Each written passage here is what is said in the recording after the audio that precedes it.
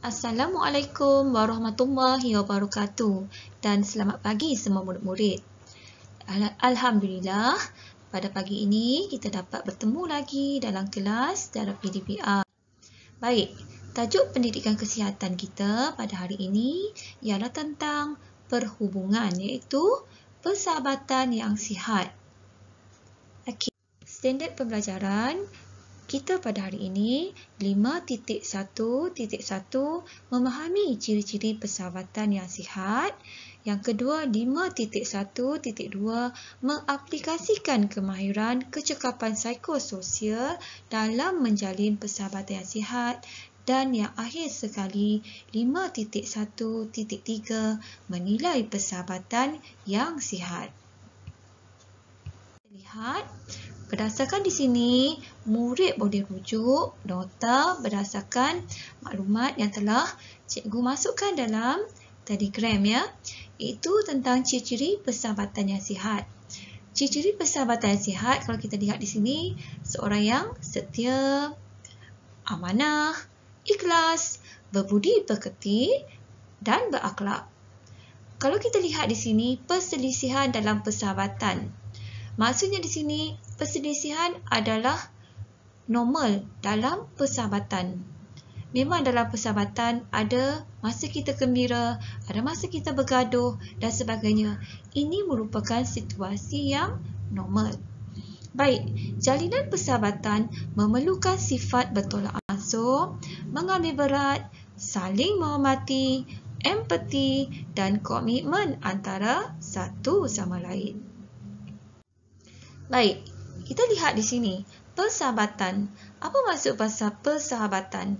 Persahabatan maksudnya menandakan tingkah laku kerjasama dan sikap tolong-menolong antara dua atau lebih orang.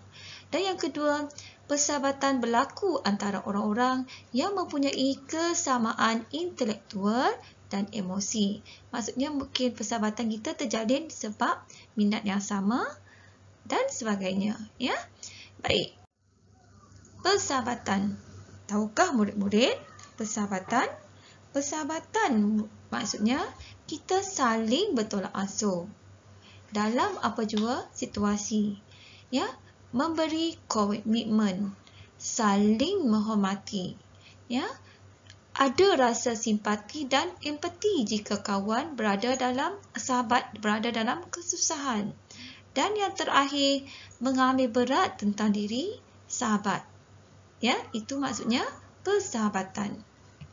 Baik, apakah beza antara kawan dengan sahabat?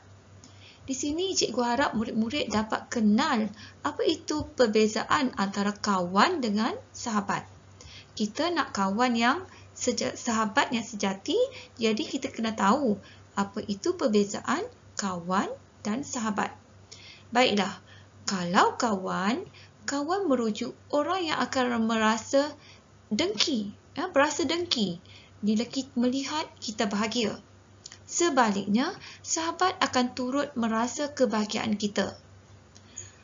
Kawan akan cuba mencari jalan untuk menjatuhkan kita. Sebaliknya, sahabat akan turut gembira dan sentiasa berusaha untuk mencari jalan kejayaan bersama. Kawan akan turut menghina bila kita dihina. Sebaliknya, sahabat akan cuba mempertahankan diri kita walau diri mereka terluka. Dan yang terakhir, kalau kita lihat di sini, kawan akan mengata di belakang kita. Sebaliknya, sahabat akan menyimpan segala kekurangan dan rahsia kita sebagai satu amanah. Ini dinamakan sahabat. Okey, baiklah murid-murid. Ciri-ciri persahabatan yang sihat. Baik, dalam persahabatan kita mesti mengharapkan persahabatan kita wujud atas dasar perhubungan yang sihat. Yang pertama, sentiasa ikhlas membantu rakan yang dalam kesusahan. Yang kedua, berbudi pekerti dalam tingkah laku dan bersopan dalam percakapan. Yang ketiga, menghormati hak dan barang kepunyaan rakan. Bukan sesuka hati kita untuk ambil barang kepunyaan kawan kita atau rakan ataupun sahabat kita. Ya, baik, bersangka baik dengan rakan, setia dalam persahabatan dan tidak mengkhianati rakan. Dan yang terakhir, sentiasa menyokong tindakan baik yang dilakukan oleh rakan. Inilah ciri-ciri persahabatan yang sihat. Baik, kalau di sini berdasarkan dalam kutip, apa maksud simpati? Simpati bermaksud perasaan belas kasihan atau timbang rasa terhadap seseorang.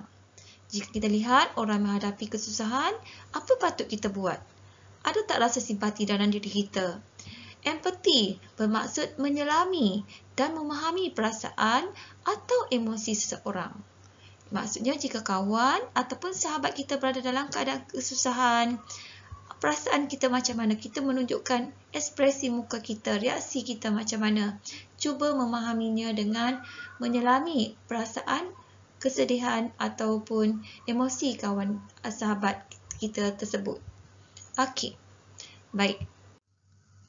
Jadi, di akhir pelajaran, cikgu harap murid-murid dapat menyiapkan latihan iaitu dengan mengkategorikan ciri-ciri persahabatan yang sihat berdasarkan pilihan jawapan yang diberi. Okey. Baik, seterusnya, murid-murid tulis nilai bagi situasi yang terdapat pada lembaran kerja yang cikgu beri. Contoh, Amin selalu berhubung dengan kawannya Johan walaupun mereka berjauhan. Jadi apa nilai yang sesuai yang kamu boleh masukkan pada ruangan jawapan di sini. Baik, nilai dia seperti amanah, jujur yang terdapat pada latihan yang pertama. Okey, tugasan yang kedua, cikgu berharap murid dapat menghasilkan satu penanda buku bertemakan maklumat 3S, iaitu senyum, salam dan sapa. Di sini telah cikgu bagi contoh contoh penanda buku. Jadi berdasarkan penanda buku ni, kamu boleh letaklah perkataan senyum, salam, sapa mengikut kreativiti kamu masing-masing. Baik, penanda buku ni khusus kepada sahabat kita. Kita tujukan kepada sahabat kita.